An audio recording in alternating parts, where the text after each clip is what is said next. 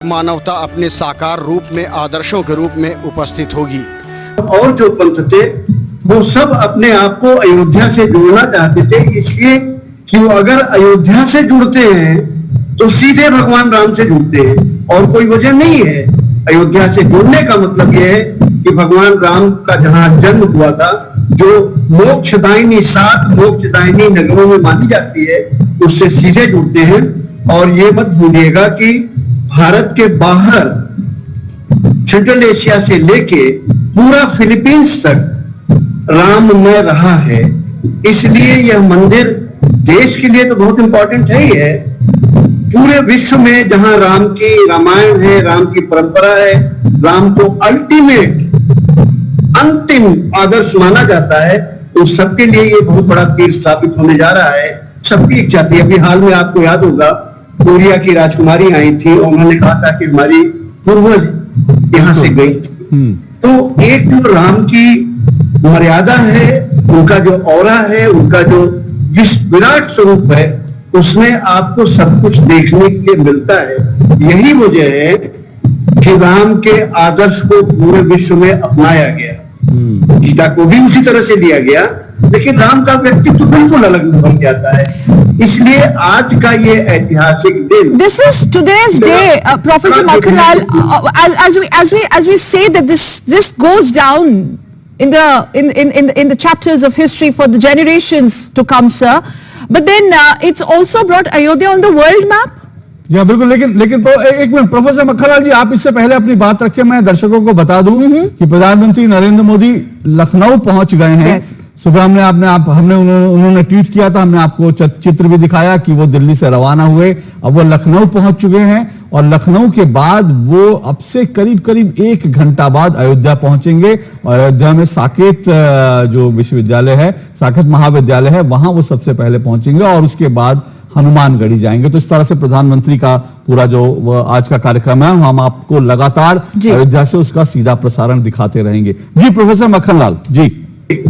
अशोक जी और शकल जी, आपने अयोध्या को इंटरनेशनल परिप्रेक्ष्य में जानने की बात कही जी। एक फैक्ट से आप सोचिए कि 14वीं शताब्दी में थाईलैंड में एक नई राजधानी बनाई जाती है और उसका नाम अयोध्या रखा जाता है। आप जरा सोचिए कि किस हद तक भगवान राम का प्रभाव था पूरे ईस्ट में, फिलीपींस तक, कि सारे देशों में राम एक मर्यादा पुरुषोत्तम तो थे ही, लेकिन यहां तक कि विदेशों में भी इस तरह की नगरी की स्थापना की जाती थी कि ये हमारी अयोध्या है।